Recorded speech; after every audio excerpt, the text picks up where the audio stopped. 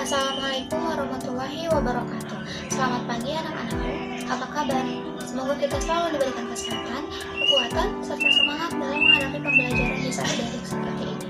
Sebelum kita memulai pembelajaran, alangkah baiknya kita berdoa supaya pembelajaran kita lakukan di pertemuan kali ini berjalan dengan lancar. Ibu persilahkan berdoa di dalam hati dimulai. Selesai.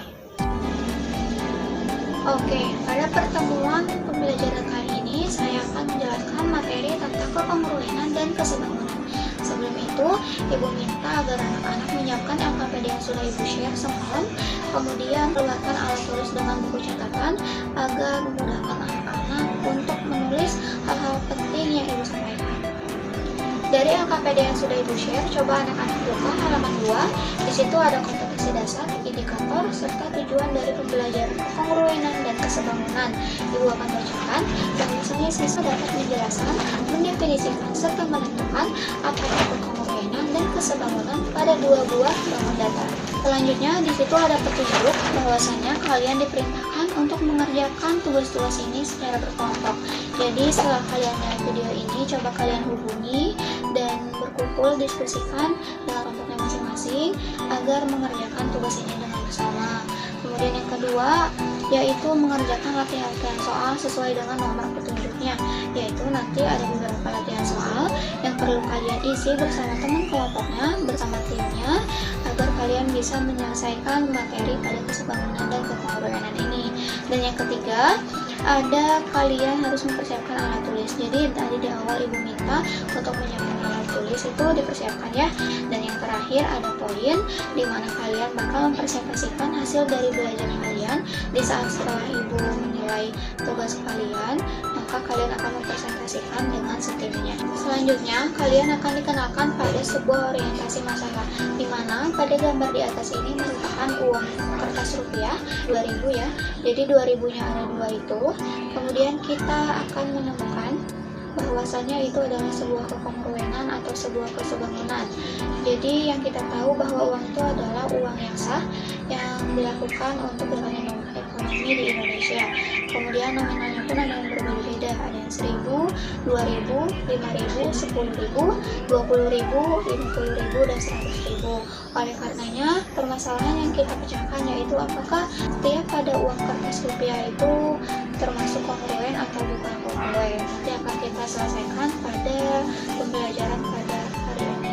Selanjutnya ada pengenalan orientasi masalah yang kedua, yaitu tentang materi kesebangunan. Di situ terlihat bahwa orang yang sedang kebingungan bagaimana dari sebuah gedung dengan sebuah pohon, bagaimana cara kita mengetahui tinggi gedung tersebut jika hanya panjang bayangan gedung dan tinggi pohon saja yang diketahui. Nah, itu dia permasalahan yang dapat kita simpulkan dengan pemecahan dari masalah materi kesebangunan dan kongruen. Selanjutnya, apa sih itu kongruen? Apakah anak-anak pernah mendengar bahasa kongruen ataukah asing mendengar bahasa dari kongruen?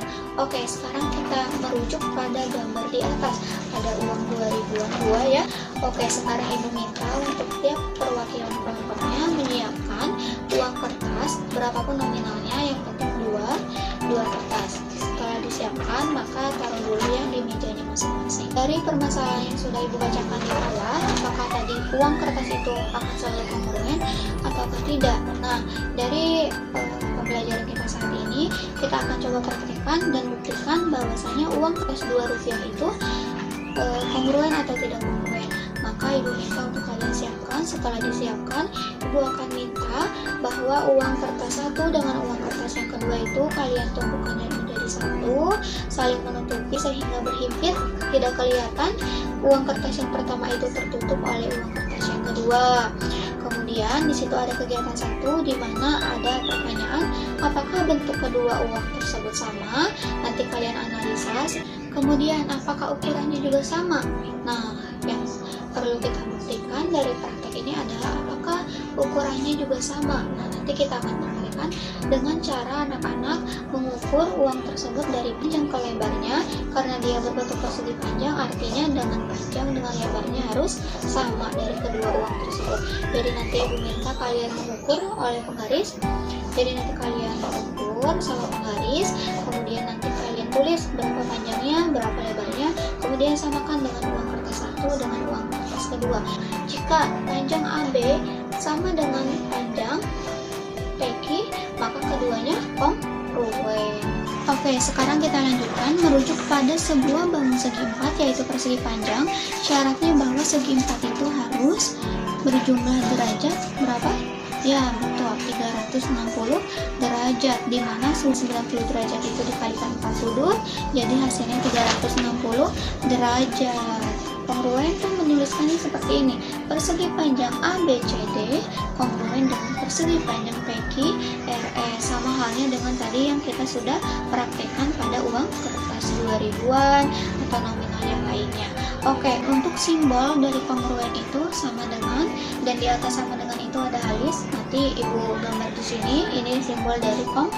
Kongruen itu dikatakan kongruen jika memiliki sisi-sisi yang panjang dengan sudut-sudut yang sama besar. Itu yang dinamakan kongruen.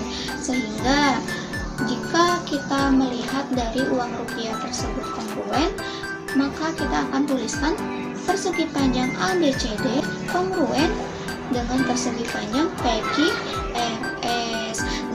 Oke, selanjutnya kita akan bahas tentang kesebangunan, di mana kesebangunan itu dilihat dari pas foto di atas. Ibu sudah cantumkan pas foto ada 3 ya. Dari ketiga pas foto tersebut nanti kalian analisa mana perbandingan yang sama. Jadi perbandingan nomor 1 dengan 3. Kok bisa Bu? Kok bisa 1 dengan 3? Kenapa nggak nomor 2 dengan 3 atau 1 dengan 2? Oke, kita analisa ya. Dari pas foto ketiga tersebut dapat disimpulkan bahwa pas foto nomor 1 dengan yang ketiga itu sama. Kita lihat dari panjangnya. Dari panjang pas foto yang ke-1 itu ada 4 cm. Kemudian dari pas foto yang nomor ketiga panjangnya ada 2 cm. Jika kita bandingkan 4 banding 2 itu hasilnya 2. Dan kita lihat untuk lebar dari pas foto yang nomor 1 itu 6 cm. Kemudian untuk yang nomor 3 itu berukuran 3 cm. Jadi 6 banding 3. Jadi 6 banding 3 itu sama-sama 2. Jadi dapat disimpulkan bahwa bangun datar yang dikatakan sebangun itu memiliki sisi-sisi yang sebanding dan sudut-sudut yang sama besar. Selanjutnya kita akan menganalisa dari sebuah permasalahan tadi di awal tadi ibu yang jelaskannya. Jadi dari sebuah menara dengan sebuah pohon, ada soal nih. Semisalan tinggi gedung itu sama dengan X atau variabel lain, terserah kalian mau X, mau Y, mau Z, itu terserah kalian. Kemudian dari materi kesebangunan ibu telah paparkan, kita bisa simpulkan bahwasanya rumus sebanding itu A1 per B1 sama dengan A2 per B2. Jadi dari sebuah permasalahan sebuah gedung dengan sebuah pohon, di mana kita harus mencari tinggi dari sebuah gedung, itu menggunakan A1 per B1 sama dengan A2 per B2. Nanti ini di sini ada jawabannya nih. Nah, muncul nanti hasilnya ada 56 meter. Kok bisa Bu? Bisa lah, nanti kalian amati, nanti ibu akan tanya satu persatu. Enggak satu persatu, setiap kelompok ibu tanya kenapa bisa hasilnya 56 meter. Mungkin cukup sekian pembelajaran dari ibu hari ini. Semoga bermanfaat dan dapat dipahami. Mungkin jika ada yang belum dipahami, nanti kalian bisa tanyakan langsung ke ibu atau WA Japri ya. Nanti kalian tanya apa itu kongruen dan kesebangunan, atau ada tugas yang perlu ditanyakan, boleh tanyakan ya. Salam matematika, pasti bisa. Wassalamualaikum warahmatullahi wabarakatuh.